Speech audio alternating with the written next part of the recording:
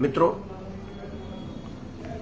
अब आते हैं आज तक मूल विषय पर। चुनाव आयोग के इस घर घर सत्यापन के विरोध में न्यायालय के शरण में विपक्ष गया और उसे आज मुंह की खानी पड़ी। मतलब चुनाव आयोग के निर्णय के विरुद्ध सर्वोच्च न्यायालय ने कहा है कि यह काम बड़ा जरूरी है और इसको होना ही चाहिए, हम इस पर किसी तरह की रोक नहीं लगाते।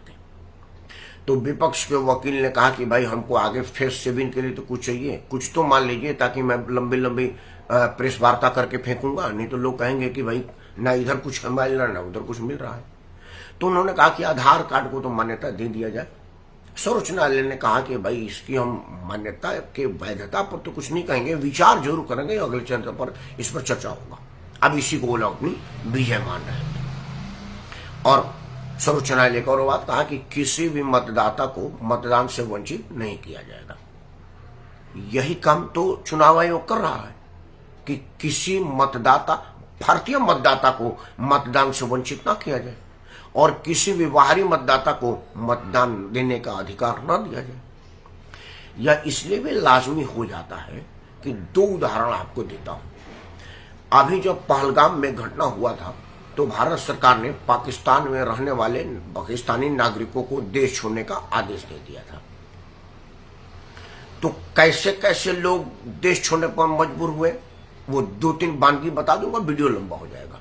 एक मोहतरम आई, कहे कि देखिए मेरे तो बच्चे यहीं हुए हैं, कहाँ जाएंगे। एक का तो पासपोर्ट भी बन गया, दूसरे का अप्लाई हो गया। बोला आपके खसम कहानी, वो तो पाकिस्तानी है, बीच बीच में आते हैं या मैं ही बीच बीच में चली जाते हैं।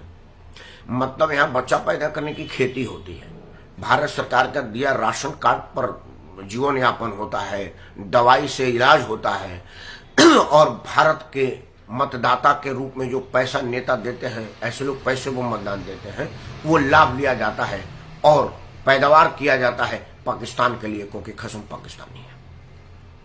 और कुछ लोग करें कि देखिए उस मासूम बच्चे का क्या, जो यही आंख खोला है। अबे किसने आंख में डाला है यह नहीं देखा है आपने। सबसे मजेदार बात है कि एक लड़के का वीडियो था, उस तरह के कई लोग थे, बट एक लड़के का वीडियो और भी मजेदार था। वो बोला भाई साहब मैं क्या करूं, मैंने तो यहाँ प्राइमरी से लेकर के इंटर तक की पढ़ाई की, 10वीं 12वीं मानी है कि ग्रेजुएशन मेरा पहला साल हो गया, दूसरा साल का चल रहा है, मैं कहां जाऊंगा। वो हाल ये था कि उसका बाप आया था उसको गोद में लेकर के, और जब वो गोद में था तो उसका पासपोर्ट बना, तो वो प्रॉपर पासपोर्ट से आया था, तार के नीचे से नहीं आया था। आया तो यहां से गया ही नहीं, तभी वो पकड़ा गया कि तेरा पासपोर्ट पाकिस्तानी था, नहीं तो वो तो स्कूल शिक्षा पढ़ाई लिखाई ग्रेजुएशन तक यहाँ कर लिया था। अगर वो पासपोर्ट नहीं दिखाता या उसके घर के छापेमारी में पासपोर्ट नहीं होता तो प्रॉपर भारतीय नागरिक था। चुनाव आयोग ने इसीलिए कहा है कि हम आपका आधार कार्ड नहीं मानेंगे, राशन कार्ड नहीं मानेंगे, क्योंकि वो तो आपने ऐसे बनाया हुआ है, कहां से आए हो यह मानेंगे। 2005 के बाद अगर आपका जन्म हुआ है तो किसने जन्म दिया हम यह पूछेंगे। सीमा हैदर वाला मामला भी है, हाँ राजकुमार भाई, और सुनाव हैदर वाली वो एक अलग मामला है, उस पर भी चर्चा करेंगे। तो वो कह रहा है कि भाई आप 2005 के बाद जन्मे हैं तो आपको जन्माया कौन है और वो कहां से आए यह मांगेंगे। यही लोगों को ऑब्जेक्शन है, क्योंकि यह उन लोगों को पता है कि इन लोगों को हम कैसे लाए हैं, कहां से लाए हैं और वोट बैंक के खातिर क्या क्या इस्तेमाल करते हैं। तो अगर यह सब चीजें पूछ ली जाएंगी तो फिर इन लोगों का मतदान देने का अधिकार खत्म हो जाएगा, क्योंकि यह साबित हो जाएगा कि ये भारत के मतदाता नहीं है। मित्रों, भारत में कई तरह के लोग पाए जाते हैं और समय समय पर इनको धरपकड़ होती रहती है, लेकिन 2-4 लोगों को पकड़ करके सरकार भी अपना इतिश्री समझ लेती है, क्योंकि वो सारे 100, 200, 500, 1000 या कुछ कुछ दे देते हैं। कुछ ऐसे चीज भी बाहर के लोग देते हैं जिसकी मैं चर्चा नहीं कर सकता, हम हिंदी में उसको धन और धर्म बोलते हैं। तो ये पुलिस में भ्रष्टाचार है और राजनीति भ्रष्टाचार की आकंठ तक डूबी हुई है कि धन और धर्म के चक्कर में देश के सुरक्षा के साथ खिलवाड़ कर रही है। जो लड़का इंटर और बीए तक की पढ़ाई कर लिया है वो बिना धन धर्म का किया है, यह मैं कैसे मानूं। और अगर बिना धन धर्म का किया है तो उन सुरक्षा में तैनात उन लोगों का क्या किया जाए, यह भी एक बार चर्चा का विषय है और इस पर भी चर्चा हो जानी चाहिए। खैर, मेरा जो मूल प्रश्न था वो चुनाव आयोग गया है, चुनाव आयोग के विरुद्ध कोर्ट में गए हैं, वो न्यायालय जानेगा। क्योंकि मैं आज भी मानता हूं कि सरकार चाहे जिसकी हो, सिस्टम उन्हीं की है और न्यायालय में सिस्टम उन्हीं का चल रहा है। वो एक बात से साबित हो गया कि उस जोधपुर घटना पर जो आधारित फिल्म थी उसको न्यायालय ने चलाने से रोक लगा दिया। मतलब यहाँ पर माँ दुर्गा का नग्न तस्वीर बनाना अभिव्यक्ति की आजादी है, वो एक हरामजादा बेहुदा बनाया था। हालांकि उसको नर्क नसीब हो गया है, वो जहन्नुम के जमीन के 4 गज के नीचे कीड़े खा रख चुके होंगे उसको, लेकिन उसको अभिव्यक्ति की आजादी मिली थी। वो हिंदू देवी देवता की नग्न तस्वीर बनाया था, लेकिन यह नग्नता का सीधा परिचय था कि एक गरीब टेलर का सीधे सर कलम कर दिया गया।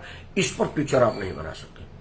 तो सिस्टम न्यायालय में उन्हीं का है, यह मेरा आज भी मानना है। तो इस मामलों में भी सिस्टम उन्हीं का काम करेगा। लेकिन अब चूंकि सोशल मीडिया थोड़ा सिस्टम सोच सोच के कर रहा है, कहीं उन्हें भी उस स्थिति से 2-4 न होना पड़ जाए जो लोग कभी कभी हो जाते हैं, जिन्हें हम सब कई तरह के नाम देते हैं। तो थोड़ी शर्म संकोच तो रही गई है, लेकिन फिर भी बेशर्मी अभी भी आकंटक है। इस पर क्या करेंगे, कैसे करेंगे, यह बात देखने वाली है। लेकिन मैं चर्चा कर रहा हूं। मेरा मानना है, मेरा पूछना है, मेरा कहना है कि भाई आप हर मामले को न्यायालय में ले जाते हैं, क्यों? आम जन को ये क्यों नहीं बताते कि आप किस मामले को न्यायालय में ले जा रहे हैं? आम जन को बताइए। क्योंकि देखिए, मैं भी 2 चैनलों पर था। मेरे एक चैनल पर था तो हमारे एक सुदूर में रिपोर्टर गया था। तो जैसे कई बार होता ना कि हमारे राजनीतिक विश्लेषक ये प्रश्न पूछेंगे, तो हमने अपने एंकर से कहा सर एक बार एक मेरा प्रश्न पूछने, बोला परमार जी आप ही पूछ लो। तो मैंने बोला कि तुम्हारे पास कुछ ओपन लोग हैं क्या? बोला हाँ सर, मैं तो लोग के भीड़ में हूं। तो मैं बोला 10-20-50 अलग अलग वर्ग के, कुछ उम्र आयु हैसियत के हिसाब से 10-20 लोगों से पूछो कि आप यहाँ किस लिए आए।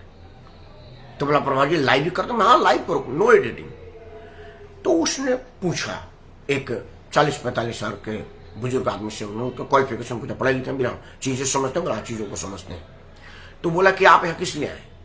तो बोला कि देखिए भारतीय जनता पार्टी स्वर्ण समाज की पार्टी है, लाला बनिया और राजपूतों की पार्टी है, और यह दलित बंधुओं को चौकी कुर्सी पर नहीं बैठने देते थे।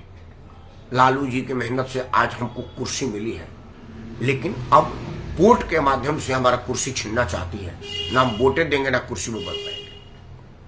तो मैंने बोला कि जरा एक बार उनको बोलो कि भाई आप भारत के हैं कि पाकिस्तान के हैं? तो एंकर ने पूछा, वो रिपोर्टर ने पूछा कि आप भारत के पाकिस्तान? नहीं मैं कहीं का हूं जी, मैं फलाना पासवान हूं। तो हमने बोला कि उनको बोलो कि ये तुम्हारे लिए नहीं है, तार के नीचे से आने वाले की है। बोला ना ना ना ना, ये तो मुसलमानों को, गरीबों को, दलितों को, मतलब चूंकि मुसलमान, गरीब, दलित, पिछड़ा जब तक नहीं कहा जाएगा हमारा राजनीति सत्य नहीं है। मतलब यह कितना बड़ा झूठ है, इस देश के लिए कितना बड़ा षड्यंत्र है कि जो लोग उस रैली में आए उन्हें पता ही नहीं है कि मैं आया किस लिए हूं।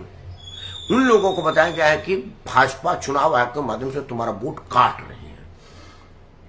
न्यायालय इस पर सो मोटो कब लेगा?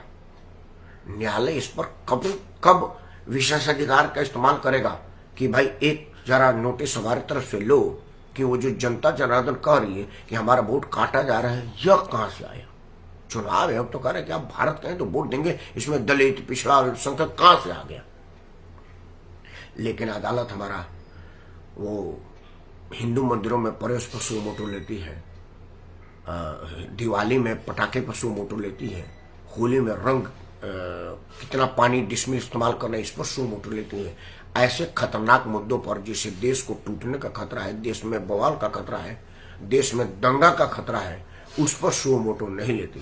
क्योंकि सरकार चाहे जिसकी हो, सिस्टम अभी भी उन्हीं का है और कब तक रहेगा यह देखने वाली बात है। हम तो प्रार्थना करेंगे कि ये सिस्टम जल्द से जल्द खत्म हो और आम जन का सिस्टम लागू हो। अंत में मैं 2 बात आपको कह करके वीडियो बंद करूंगा। पहला कि एक कानून सरकार बना दे कि भाई आप जो कह रहे हैं उसका डॉक्यूमेंट्री प्रूफ दीजिए, और अगर आप झूठ बोल रहे हैं तो आप मतदान से बाहर कर दिए जाएंगे। मतदान के बाहर करने का 2 लाभ होगा कि एक तो आपका बकवास पर नियंत्रण होगा, और दूसरा आप चुनाव में हिस्सा ना लेंगे तो चुनाव भी नहीं लड़ पाएंगे। क्योंकि हमारे यहाँ क्या होता है कि पति चोरी में पकड़ा जाता है तो पत्नी को चुनाव लड़वा देता है। तो यह व्यवस्था किया जाए कि अगर आप पकड़े जाते तो आपका नजदीकी रिश्तेदार, मतलब आपके माता पिता, पति पत्नी, पुत्र, भाई, भतीजा और साला साली, यह जो नजदीकी संबंध है, यह लोग चुनाव में ना भाग लें। देखिए अगले दिन से झूठ बोलने का प्रचलन बंद हो जाएगा। और अंत में एक बात कि अगर आप किसी मुद्दे को उठाते हैं तो उस मुद्दे की विस्तृत विवरण एक बार भाषणबाजी में जरूर कर दें। यह ना बोले वो लाल डायरी लेके, पता ना वो डायरी है कि संविधान है। क्योंकि मैं किताब की दुकान पर गया था, मैं बोला राहुल गांधी जो हैंडबुक संविधान लिए हैं वो जरा हमको भी मिल सकता है कहा? तो बोला भाई साहब संविधान की इतनी छोटी प्रति सिर्फ राहुल गांधी के पास है और वो कहाँ छुपा है मुझे मालूम नहीं है। तो एक मांग है कि राहुल गांधी उसको जरा खोल कर दिखा दे कि संविधान है या डायरी है, वो जो भविष्य देखने वाली लाल डायरी होती है, क्योंकि लाल रंग का है वो। तो कहीं राहुल गांधी अपना भविष्य देखने के लाल डायरी को संविधान तो नहीं ना बताकर प्रचारित कर रहे हैं? यह जरूर पूछा जाना चाहिए। लेकिन आप अपने नेताओं से पूछिए कि मतदाता में सुधार का इस देश के अल्पसंख्यक, मुस्लिम, गरीब और पिछड़ों से क्या मतलब है? सुधार तो विदेशी नागरिकों को मतदान से रोकना और देशी नागरिकों को मतदान में जोड़ने का कार्यक्रम है। तो हमको झूठ क्यों बरला रहे हो? एक बार पूछिएगा जरूर, देखिएगा आधा समस्या का समाधान अपने आप मिल जाएगा। इन शब्दों के साथ मैं राकेश परमार आप सबको सादर करता हूँ।